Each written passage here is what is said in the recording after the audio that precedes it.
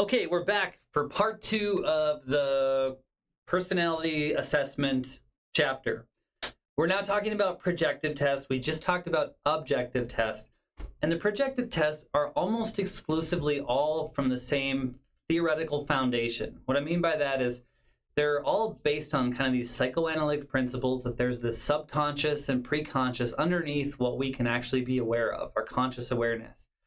And the idea is that depending on how we interpret objects or pictures or whatever, stuff like this you see on the screen, depending on how we interpret that, it says something about what's living below the level of our conscious awareness. In other words, we've repressed things down.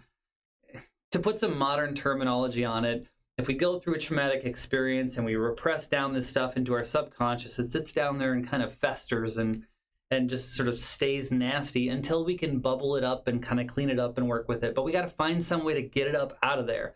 So what we do is we use things like this. So many of you have heard of the Rorschach ink blot test or something like it. It's one of those that shows up in movies and sort of Psych 101 textbooks and stuff. It gets talked about a lot.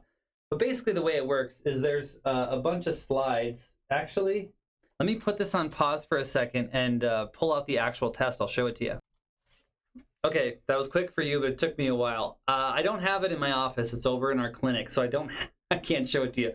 But what I can do is say that there's just a bunch of different pictures that look very similar to this thing above. So the idea is you look at this picture and you say, what do you see in that object? And this is not exactly how the test is administered, but it's close.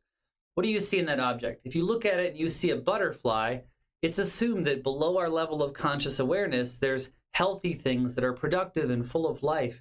But if you look at that, and we'll just use our old example, if you look at that and you see a severed head or someone murdering somebody else, we can then assume that below our level of conscious awareness, there's something down there that's influencing our thoughts in kind of a negative way that's leading to misbehavior and that kind of stuff.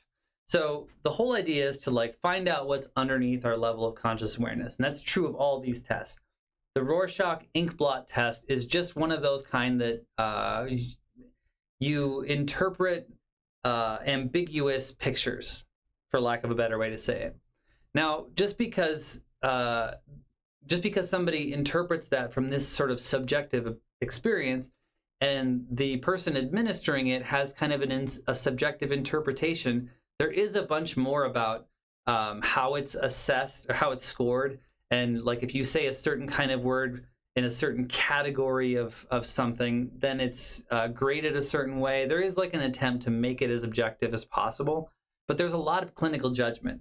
If you remember back learning about, back in the 30s, 40s, 50s, 60s, whatever, the psychologist was the doctor, and doctors were looked at as being the authority figures. It's kind of like today when we go into our medical doctor, we don't look at them and say, explain to me your clinical judgment and why you came up with that. We say, no, I trust you as the authority to know more things than I do about my medical condition. And we just kind of take it.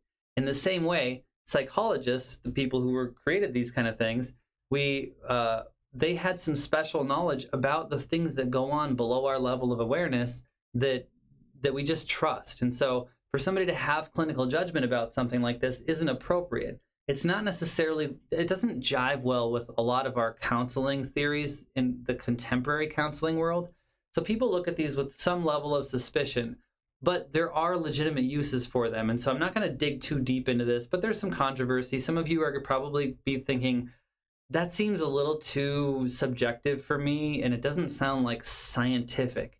And if that's the case, sure, great. There's plenty of case to be made for this is not something I want to use. However, there are things that it can do. I'm probably not the best person to be defending it and explaining it, but we'll get to some more examples of things that you might seem more palatable for you. But let's look at this one. This is another one that basically works on the same foundational principles of boiling up from the subconscious kind of thing, but it's called the thematic apperception test. And the goal of this is to, instead of take this ambiguous object, we take a scene, a picture with people in it, and we ask questions like, what's going on here? What happened before? What's happening in the picture now? And what happens directly after this? I do this with every class. I ask them, what do you think of this picture? And some people are like, oh, it looks like they're about to kiss. And somebody's like, oh, it looks like he just fell down the stairs and she's holding his neck till the ambulance arrives. And somebody's like, she's strangling him, which is, it's always really fun. These kind of tests can be fun, and there's a lightness to them. There's also like a dark seriousness to it. I don't really know what to do with all that stuff. I'm not sure. Like, I haven't been trained to use these. I don't know. I wouldn't justify an interpretation. So it's always fun to see what people perceive in them, but I don't know exactly what the how to interpret those in any meaningful kind of way. So I'm just going to leave that one there. I think it's fun to do, but I don't know what to tell you as far as like how they should be used appropriately. That's something you'd have to get from someone else. Here's another example of projective tests. And this stuff actually starts to get into the territory of things that fit more with our lives. You guys remember those? Well, let me say this first. We talk about things like motivational interviewing. Motivational interviewing is something that's used in the counseling profession quite a bit. And oftentimes, and we also use open-ended questions for lots of stuff. Instead of saying, do you like green cheese? Yes or no? That's a closed question. What kind of cheese is your favorite? Why do you like those cheeses? Those are open-ended questions, right? Verbal expressive projective techniques is kind of a technical fancy way to say, how do you express what's going on in about your thoughts and opinions and feelings and all that kind of stuff. There are more guided ways to test this, though, because we use this just as a general practice. Sometimes it has theoretical foundation, like in motivational interviewing. And in MI, or motivational interviewing, miracle questions, like the one above, those are sort of popular. If you woke up tomorrow and your life could be perfect, what would it look like? It's guiding people towards a more strengths-based, positive psychology kind of answer of like, my life feels like this and looks like this now, but what would it look like if it were better? And the idea is to suggest people to start thinking about those kind of things instead of others. But this is just a fancy technical way of saying, let people interpret something that they may not be aware of already. And that's not just psychoanalysis. Part of that is a lot of things that happen to you in your life, and you learn to cope with them in other ways. Now you're coping with them in the same ways in different circumstances, and it's not working. Let's maybe go unearth a little bit of what's going on there. Let's think of the underlying feelings that are making you frustrated about this certain situation. So there's a lot of that. Like, it still has a flavor of that psychoanalysis with new science, but we use these kind of projective techniques to get at that. And let me show you another example here in a second, but I'll address this one first. Sentence completion task. If you guys remember like Mad Libs as a kid, where you have this little story on a piece of paper and then it leaves a blank space where you have to insert a word, and under the blank space it says put in a verb, put in adjectives. And if you were like me as a kid, every time it said put in a noun, you're like, let's put booger, or I don't know, you put in swear words and then giggle about it with your friends or something. But it's kind of the same thing. It's like, what word would you use to finish this sentence? And based on the choice of word, you can deduce a few things about this person's personality or something like that. But let me show you these. This is where you can get into not just stuff about the underlying subconscious. It can be that, but it could also be more about like unearthing how your relationships are structured and what's important about them. There are two versions here: draw a person and the house tree person. I'm going to skip over the draw a person one. Virtually the same thing. Somebody who knows more about them could argue differently, but we'll just take them as a similar category for now.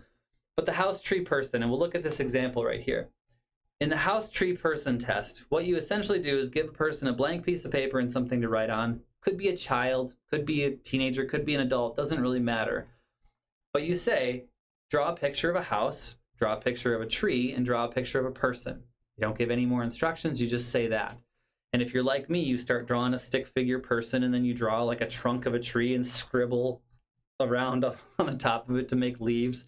And then you draw a really rudimentary house, usually straight on from like a two-dimensional perspective. This one looks kind of three-dimensional actually, and it looks like better artistic quality than anything I would make up. But it is kind of interesting that this person here is sitting outside of the house under a tree that's sort of leaning over the top of him, and he's sort of downcast. His whole body is filled in black. And to me, that says a whole bunch of things that could potentially be options to explore with the person. For instance, the person who wrote this, or drew the picture, I'd be real curious to know, what's that person doing under the tree? What are they thinking about?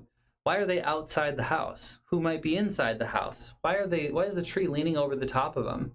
Why are they filled in black? Their face looks like they're sort of pointed down to the ground. Is that because they are feeling a certain kind of thing? What might that be? Lots of questions here that can tell us about what's going on with the internal experience of the person who drew that, or within their relationships. It's not necessarily something that we as experts have to deduce about the nature of the picture. It could be, but it can also be just a way to explore thoughts, feelings, emotions, or internal experience of the person drawing it and kind of help that stuff come out. Because it's one thing to ask a kid, what are you feeling? Oftentimes they're like, I don't know. I'm happy. What do you want from me? But this is a way to get at more of that and just help that conversation move forward. So they can be used for those kind of things too. You might be wondering, why is this part of the personality inventory chapter? Well, because part of who a person is can be deduced by the way they project themselves in the world and also on paper. So that's kind of what that's about. There's just a few, this is the last slide here. There's just a few kind of last minute comments that I wanted to make.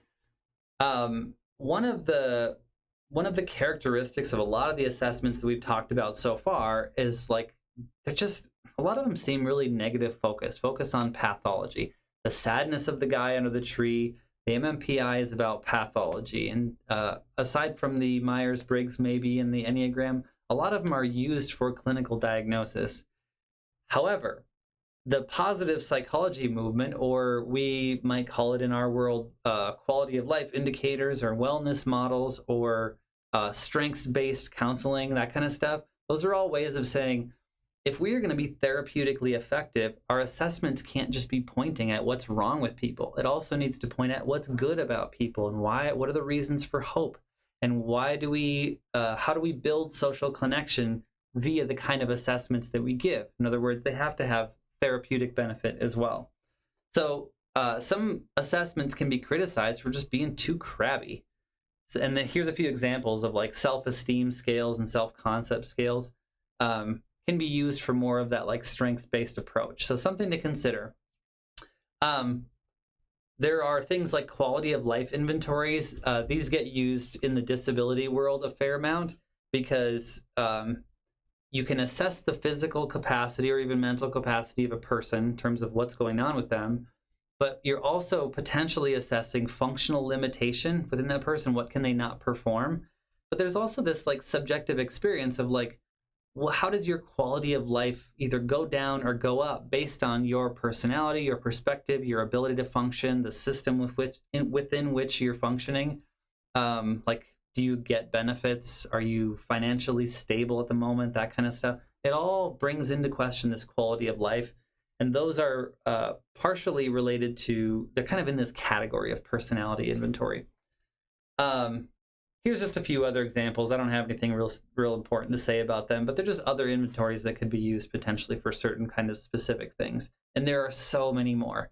There's so much more in this category because people are interested in them and they're used for lots of different reasons. So I think that's all I have for you, and I'll leave it there. Let me just be sure. Yep, that's the end. And so the reason why this ended up being a little bit shorter than my typical hour-long thing is I didn't show the examples, but because I'm putting these publicly out on YouTube to be viewed in class and outside, I don't want to show you the specific assessment results that I got for even the fake clients that I used.